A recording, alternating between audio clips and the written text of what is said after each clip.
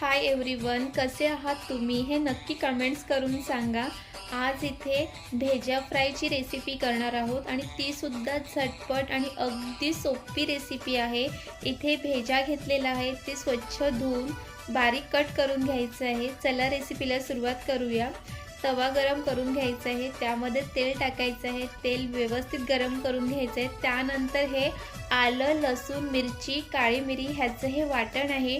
वाटण सुद्धा तेलामध्ये छान परतून घ्यायचं आहे। आणि कोणाला हे भेजा फ्राय खायला आवडते हे नक्की कमेंट्स करून सांगा। त्यानंतर त्यामध्ये चवीप्रमाणे मीठ, हळद, घरगुती मसाला आणि बारीक करून घेतलेले भेजा त्यामध्ये टाकायचं आहे आणि सगळं व्यवस्थित परतून घ्यायचं आहे। सर्व परतून घेतल्यानंतर त्याला झाकून 5 मिनिटं मंद आचेवरती एक वाफ काढून घ्यायची आहे। आणि इथे 5 मिनिटं झालेले आहे।